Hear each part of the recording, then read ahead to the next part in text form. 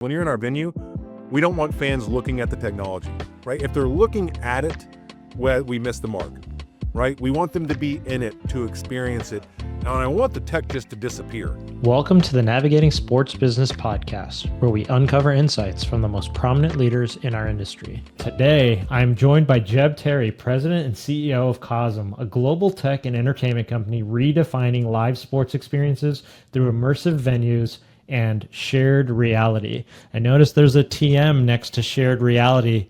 Can you talk about that first, Jeb? Yeah, early days, we were trying to define what the experience was all about at COSM. And we were able to come up with this naming convention called shared reality, which really represents the convergence of all the immersive technology out there, right? So AR, VR, XR, MR, whatever the next one is going to be. But with that shared experience, the fan experience, this connectivity of the crowd, because at the end of the day, we leverage tech to give you, the fan, the absolute best experience possible. And we couldn't think of a better way to really bring in that technology aspect with this naming convention of shared reality. So we offer shared reality. We've created the term, defined the proposition, and we're trying to continue to build out that category and own it. No, I love it. And I think back over the last few years on things that have really wowed and surprised me. Obviously, we had a moment with a global pandemic that limited a lot of that for a while there. But even on the technology side, it seems like over the last few years has gotten a little bit stale. You look at, the iPhone announcement used to be the most exciting thing year over year. And now it's like another camera is added to the back of the phone. And I hadn't really experienced much of like something new until I stepped into COSM. So I'm a huge fan. I'm a big Arsenal fan. You could see it on the back here. I've got a Thierry Henry jersey. I went for an Arsenal Aston Villa game, and it was at the Aston Villa Park. I don't want to steal your thunder in describing the experience by sharing mine, but I really felt like I was at the game. I was sitting with the Arsenal away support section, and I could go to a clean bathroom. I could order food, and I really felt like I was in England. Shared reality is like the perfect way to describe it. Can you describe like what COSM means to you and kind of maybe your own aha moment when you experienced it for the first time? Well, at the end of the day, we want to really transport fans to their favorite places, the iconic destinations around the world. And our core proposition is focused on live sports. But we program out a lot of different types of content as well. So entertainment offerings, experiential cinema, Cirque du Soleil, art entertainment, all those things. But at the core, the through line is the transportive nature of this experience. And that our guests, they're not just guests, they're fans. And that's the proposition. We want to give fans the best fan experience we can possibly deliver. And we use our best of breed technology to do that. And so the aha moment really came with really unpacking what the technology slate was, call it 5-6 years ago, and what was the world of possible. And when we were doing some proof of concepts and trying to really identify what this could be, there was a moment where I was looking at some LED tech and I had some old content that I was testing. And it was one of these things where if this works, it'll probably be pretty cool, but I doubt it's going to work. Originally, when I was thinking through this. And I'll never forget, it was in this really low rent warehouse where this technology was set up and just early days. And I walked in and it was literally like just being punched in the mouth. The proverbial light bulb goes off, the holy beep moment, this will work. And look, I'm fortunate. I've been on the playing field. I've been on the sidelines, the biggest and best events in the world. And it was that feeling, the reaction that I had when I was looking and experiencing this thing that I was like, this will work at scale. It's gonna be really, really hard. There's a lot of hurdles in the way, but it was pretty transparent to me of what it would take to get this thing done. And the experience was so like good at the time. That visceral feeling was so strong that there was no doubt we had to pursue it. Can I ask, what was that first piece of content that you saw in that warehouse? Like, I've seen it for soccer, I've seen it for basketball and football, but like, what did you watch first? Well, I tested a lot of different things, which is also gave me the conviction around, hey, this could be multi-genre, but it was old soccer mesh. And I'm a football guy, and I should probably say football now, given our global scale. It's tough for me to get that out. I can't say American football and football, but like it was a soccer match, and it wasn't the content on the display. It was the feeling I had like I was there. right? And that's the big thing, because when you're in our venue, we don't want fans looking at the technology, right? If they're looking at it, well, we miss the mark, right? We want them to be in it to experience it. And I want the tech just to disappear, because I want you cheering on Arsenal, high-fiving your buddies, drinking your beer, having great food, and just having a blast, right? Being entertained and getting value for that time and that commitment you had to spend with us. And I want you on your phone filming it, right? Telling your fans like, look, I'm at the game, all those things. And so, yeah, we're seeing fans react that way. And it's that fan experience that continues to drive us and give us the conviction. And it's an undeniable product market fit. You started as an NFL football player. You played for the San Yep. Francisco 49ers and the Tampa Bay Buccaneers, and then landed unconventionally to career in like entrepreneurship and tech. Can you speak a little bit to like how that experience set you up to do what you're doing today? Yeah, happy to. And look, playing the NFL, just an incredible privilege. Playing in college is an incredible privilege. I look back at those days fondly. I mean, really formative years, not only because of the teamwork dynamics that it takes, but the competitive nature of what it takes to win. Working with coaches, different walks of life, all those things. I'll never forget draft night. Gruden calls and is like, "Do you want to be a Buck?" And you're just like, let's roll, right? So again, I love, that's core to how I think about it. It's this competitive spirit and the will to win. Eventually, though, that ran out, right? The NFL said, hey, thanks, but no thanks.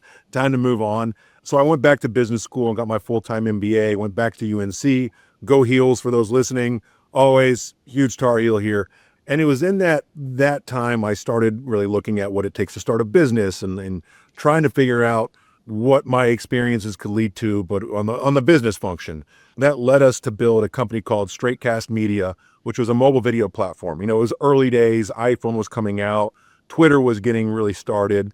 And we saw an opportunity to try to find and create a platform where authenticated athletes could share unfiltered content. That was the core of the proposition. So it is trying to give fans, and this is the through line, some unique insights, some access they might not have, and using technology to do that, right? Very similar to what COSM is, thinking about fan access and insights, et cetera. And so we started with audio and then converted those audio into video. And so eventually we had professional athletes, mainly NFL players, creating real-time video on our platform, on the mobile phone, and we were taking that straight to fans via an app.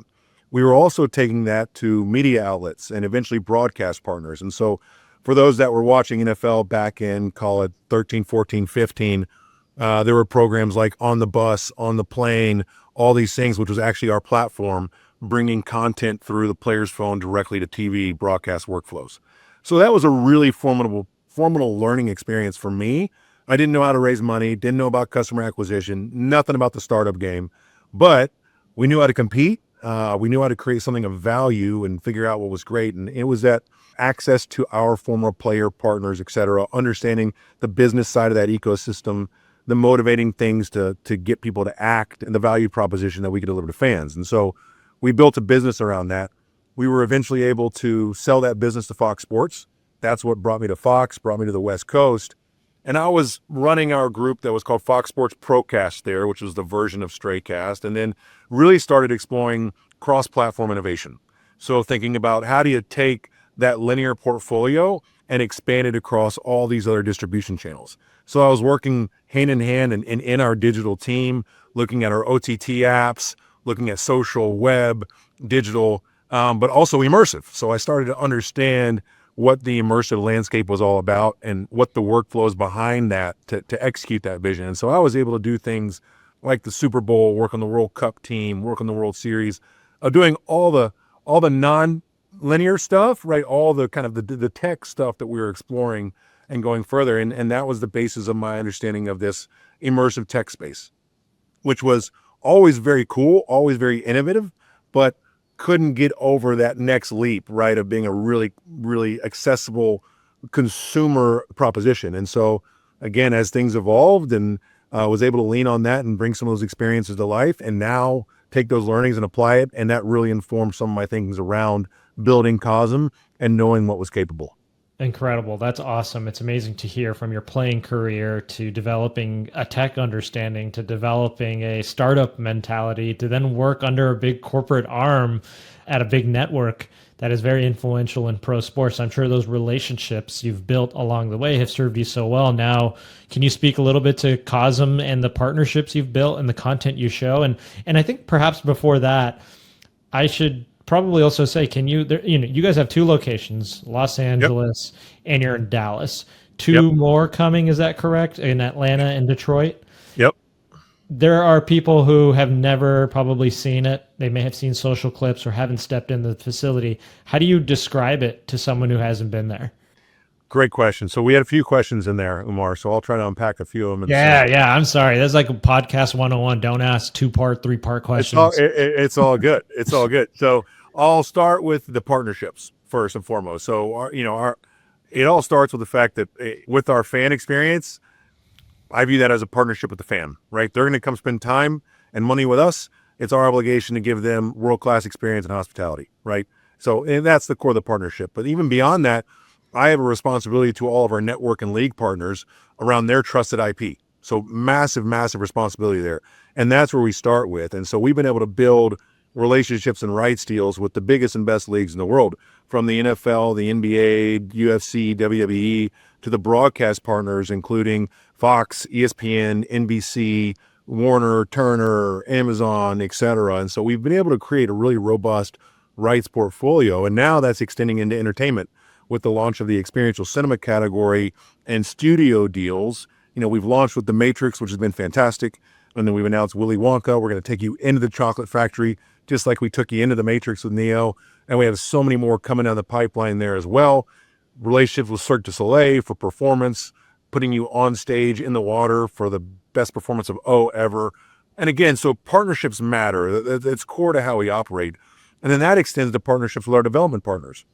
So our landlord, our real estate partners, as we tend to scale this business, we've got two open, two more coming. We've also announced we're going to Cleveland. So we have three more in the pipeline, and I've got many more behind it, but no big reveals today, Umar. Apologies. I can't reveal the next Another location. time, another time. We've got more to come with big international ambition. And the way we describe this to fans, it's really the world's best sports experience at the end of the day. We're never going to be better than going to the actual game. I want to make that clear. There's nothing like going to the stadium, going to the arena, and just the electricity of that crowd. We're going to do everything we can to be that next best option. And that's the beauty of what we've built. So when you can't get over to watch an Arsenal match, come to COSM and watch it. We like to say, if you can't be there, be at COSM. That's kind of our tagline that we've been developing. I love it. And that's the core of the proposition. And fans, no matter how hard you sell it, still come in, and that look of awe and wonder, they're just like, I thought I knew what this was. I had high expectations, but holy cow, this is insane. And it gets back to our namesake, which is COSM is the Coliseum meets the cosmos, right? So think sport competition with the awe and wonder of space and just the enormity of it. Because at our core, we built this through an M&A strategy, and we are also the largest planetarium company in the world, right? So now when you think about that, we power nearly 800 planetariums globally. And so we have a big science and education mandate. We take the core of that experience, do some different things to it, right? Do all the things necessary to deliver COSM, but really optimize for sport and entertainment in our consumer-facing venues. So we describe it that way. So you come in, and it is like you are there at the best seat in the house. Now, couple that with our production arm, we produce all the content, all the live feeds that come on. And so fans have really one of the best seats in the house, whether it's behind the goalpost, or it's on the Chapman cart, or it's the high wide, or it's in the slash in soccer. We have multiple cameras at every event, and we're switching it so that fans always are in that action, coupled with a hospitality experience that we define as COSM worthy. Great food, cold beers, great drinks, and a fan-friendly experience. And that's what COSM's all about. Incredible. And from the viewing experience, you, like you said, you come in, you get a courtside seat, you get a seat behind the glass, and there's a producer on site who is controlling the cameras that are at the facility where the live event is happening. But you're also, like you said, partnered with the networks on the official broadcast. So Right. you catch replays, you'll catch the angles that they're getting there as well. Had there been, I always imagine like being that producer's got to be a somewhat of a difficult job because you're in a half dome. I don't know if that's how you describe it, but watching a play from a certain angle and then being turned to another angle. What are some of the learnings you guys have learned as you've kind of like built this experience out? Because it's not predictable. Sports, the beauty of sports is it's not It's predictable. live, right? Right. Right. There's conflict. And so the way we think about this is we want to offer the fan, right, that best seat in the house, but with the context that you're going to get at home. And so our broadcast partners, like, they've got great color commentary, great replays, great looks, all the marks, all the score bugs. So we bring that in as well. So fans have that replay component along with the live color commentary. So we really want it to be the best of the at-home and in-stadium experience, right? That's really the core of that proposition.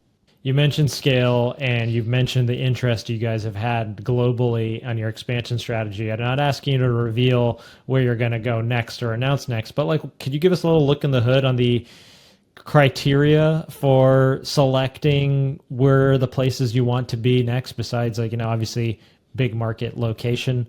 Are there anything else you guys look towards? Yeah, so we're very active in looking at all of our next sites, as you might imagine. Here in the U.S., every major market, we're looking at those opportunities. We really look at the demographic profile and the numbers and data behind each market first and foremost, wherever they are in the world. Then we look at who is the development partner, who is our real estate partner in that. I talked about partnership early in this podcast. I think partnership matters so much to us. And that also extends to who is the real estate partner there in the location. That matters anywhere in the world. We also look at what's the placemaking that's going on. There's a big trend in sports entertainment of these stadium and arena anchored entertainment districts. We believe we are a perfect complement to that, not only on pre, post, on game day, but also non-match day. How are we driving traffic and energy to that real estate? So we look at what people are doing from a placemaking perspective and are there other draws and how do we complement that as this always on active space within these districts.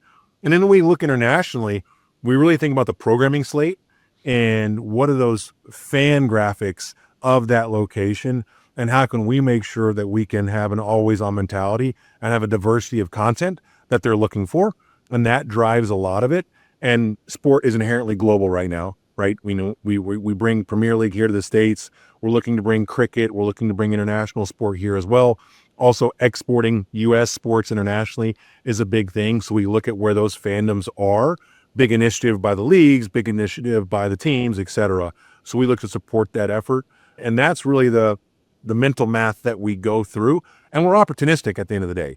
I'm not going to turn someone down just because if it's on a wing and a prayer, right? I'm going to do the necessary work it takes to validate the opportunity.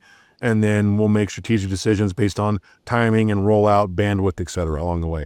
Love it. When you guys are working with, or if you had an opportunity to be on the ground floor with either a mixed use real estate or even for just your content experience and your production experience, if you got a seat at the table at the Intuit Dome when it was getting built, how would you ask, or what would you ask for them to do to help build like the COSM experience? Granted, like that's not self-serving for them, right? That's for them doing something for you in that instance. But what are your like dream asks for venue makers and how to help make the COSM experience even more interesting? So look, I mean, it's really interesting you asked that question. We take that partner-minded approach everywhere we go, especially with local teams, right? So as we talk with teams, I want all these people to run their race, right? And build their most incredible destination possible. If our technology can support their ambition, we're all ears, and we have quite a robust business of selling our technology through to partners, right? But when we think about it, we think about more of a site plan perspective and the adjacencies. And how does a COSM venue fit within a broader district? And how should we all be collectively thinking about the common area space or the central core, the ingress, egress of the fans? Where do they park? Because look, at the end of the day, when you decide to come to COSM, I want that from the first time you interact with our brand, whether it's in the app, it's online, on an ad, to when you're sitting in your seat, we want that to be a COSM-worthy experience. It's very difficult to do because there's things outside of our control, but for the things that we can control, whether it's well-lit lighting, whether it's 4 hours of validation, right, like we have in Yeah. LA, We want to make sure all that stuff is in your fan journey, and it really behooves us to work with the partners there to do that. By way of example, here at Hollywood Park, we work with Cronky Sports Entertainment, right? And that was part of the mental math we went through in terms of where do they park? Is it well lit? What's the security profile look? How does it look on game day when there's 80,000 fans on site? How do they get into COSM? How can we be an amenity to that district? So all that stuff comes into play. And look, as these districts are all coming up, the sooner we're involved, the better. And I actually like to think that, given our experience now, I don't know if there's others out there that are as active cross districts as we are, whether it's, being here in Hollywood Park, or it's going to Atlanta and Centennial Yards, or whether it's in Detroit as part of downtown, or in North Dallas as part of this entertainment district there that's not stadium anchored. We've been able to learn a lot and understanding kind of what makes a great district, what a tenant mix could be. And, we're happy to always offer our insights to our partners there. You talked about the amazing food. You talked about obviously it's a ticketed event to get a seat. There's some probably standing room tickets, but can you speak to like the business model as a whole and what you guys do today and hope to do? Yeah, look, the core of the venue proposition is much like any four-wall business, right? Look at any stadium and arena. The stadium or arena, they've got ticket sales, they've got F&B sales, they've got merch sales, they've got sponsorships, they've got season tickets, they've got membership models, suite sales, all those things, right? So we employ a similar thinking, right? We're going to eventually be adding in membership and season passes, all those things you alluded to as well. But there's a lot of things that are similar to those models. You think about sponsorship opportunities. That's something that we think about from a monetization perspective. We're looking at premium inventory offerings. And you mentioned it, there's different product types within the venue, from standing room to reserved hall to dome seats to better dome seats. And so we productize the venue that way as well. But the core of the monetization in our venue is very similar to those stadiums and arenas you see. So really, you look at ticketing and F&B, you look at private events, and layering in other opportunities along the way. What for you? I mean, you obviously from playing field to tech to network to no, you've been kind of very knee deep on the immersive side. Looking at the whole business, what would you say was like some of the like biggest surprise or biggest learning you had in launching COSM? God, great question. There's so many learnings, Umar. Like we're inundated with learnings, as they can be as small as in the venue, looking at the far end of the venue. It's like, why didn't I put a stairwell here? Right? Like, you know what I mean? It's just so obvious once you're in it. Or why didn't I put more seats in this section? Like those learnings, right? We see every day. Why does the door open one way or the other for the server, right? Like all these things, you go in with a lot of assumptions and you have to make a lot of decisions. We made a lot right. We made some wrong. But the beauty of our model is the next venue we get to improve. The next one we improve some more. I've also been really pleasantly surprised on how good all the sport looks. We didn't know how good tennis was going to look, but you come in and you watch the U.S. Open at COSM. We're going to serve you a honeydeuce, right? You're going to be courtside in the slash on the baseline. I mean, it looks incredible, right? Baseball. I didn't know how baseball was going to look.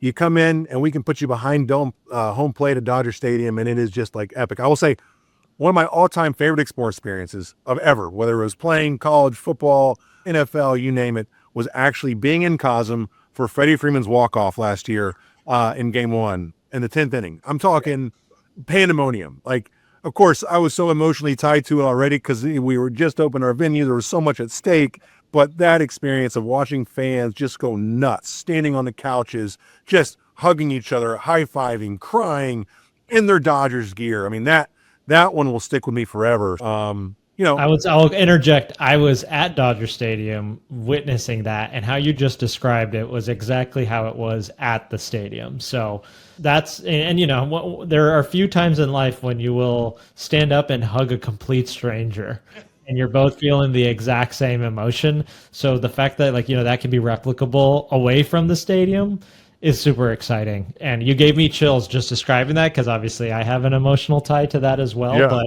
that's awesome. Yeah. We're going to transition to our rapid fire questions. These are designed to be Here we quick go. answered and more fun, and feel free to answer how you want, but we'll try to not bore the listeners with any long-winded answers, if that's cool. There. A stadium or arena that you think is the most future ready? I'm between SoFi Stadium and the Intuit Dome, right? Those two are probably the most recent and employ most of the tech. So I'll say between those two, SoFi and Intuit. And they're right in your backyard, so that's pretty cool to learn from. I love it. A sports moment you wish you could relive in shared reality?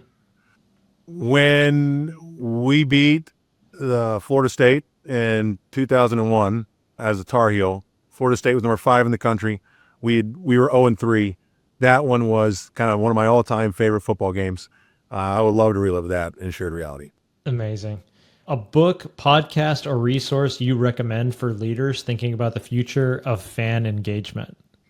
So I love Business Wars as a podcast in general, and I just love the storytelling nature of it as it talks about, companies competing in spaces. There's competition. There's a lot of unique things there that I like to listen to quite a lot. And then from a fan engagement perspective, my daily readings are pretty similar probably to yours, right? You go to your standard sites. I go to SBJ all the time, learning what's going on from there. But understanding fan engagement is just getting out and getting to the conferences. I think that's one of the most important things. And just talking to the various stakeholders.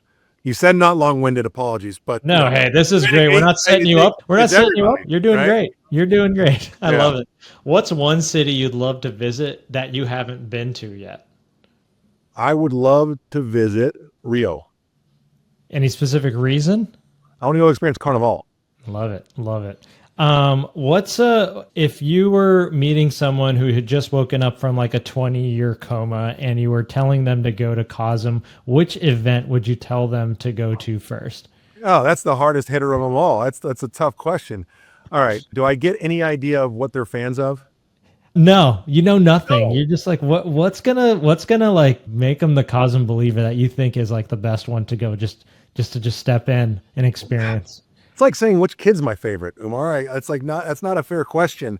But I would say come out for Sunday Night Football. Sunday Night Football at COSM, whoever's playing, whatever it is, wherever you are, it's a great representation of what we're doing. Amazing. Yeah. Jeb, thank you so much for joining us today. I think the audience will really appreciate everything you're doing. If you haven't been to COSM, I encourage you to at least check it out on social if you're not near one. Any last words? If you can't be there, Umar, be a COSM. Love it. I love it. How about That's that? perfect. Awesome. All right.